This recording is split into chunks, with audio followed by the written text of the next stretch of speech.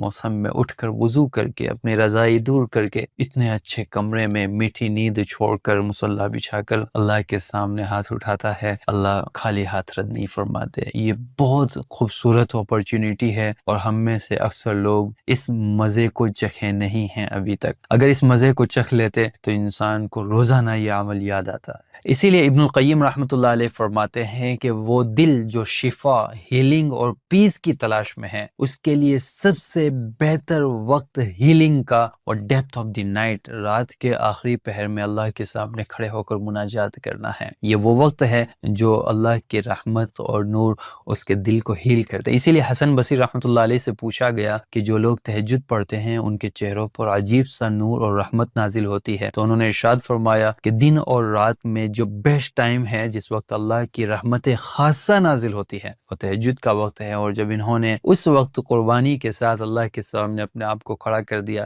تو اللہ اپنے اس رحمت خاصہ کا حصہ ان پر نازل فرماتا ہے، اور یہ صرف چہروں پر نہیں، انہیں دل میں بھی محسوس ہوتا ہے۔ قرآن کریم میں ان لوگوں کی تعریف کی گئی وَبِالْأَسْحَارِ هُمْ يَسْتَغْفِرُونَ، وہ سحری کے وقت، تہجد کے وقت اللہ سے استغفار کرتے ہیں۔ اور رسول اللہ صلی اللہ علیہ وسلم کو حکم فَتَہَجَّدْ بِهِ نافلۃ، آپ تہجد کی نماز پڑھا کریں، اس میں ایکسٹرا ڈیووشن ہے، ایکسٹرا اخلاص ہے، اور یہ اخلاص کی اعلیٰ مثال ہے۔ کوئی دیکھنے نہیں آ رہا، کسی کو ہم نہیں کہہ رہے ہیں، کوئی ہمیں نہیں کہے گا تم تہجد گزار ہو، بندہ اکیلا تنہا اپنے کمرے میں یہ سب کام کر رہا ہوتا ہے۔ سبحان اللہ، اخلاص کی معراج پہ فائز ہوتا ہے، اور اللہ رب العالمین پھر اس کی جھولی کو سکون اور قرار سے بھر دیتے ہیں۔ تو تہجد میں اٹھ کر اللہ سے باتیں کریں، مناجات کریں، کنورسیشن کریں، اور اللہ کو کہیں کہ اللہ مجھے کسی سے امید نہیں ہے، صرف تجھ سے امید ہے، حالات بنانے اور بگاڑنے والی ذات صرف تیری ہے، میں تجھ سے چاہتا ہوں کہ میری زندگی میں عافیت بڑھ۔ اللہ کے سامنے کھل کر باتیں کریں جو ہے، اور اس کے لیے عربی ضروری نہیں ہے بلکہ الفاظ تک ضروری نہیں ہے،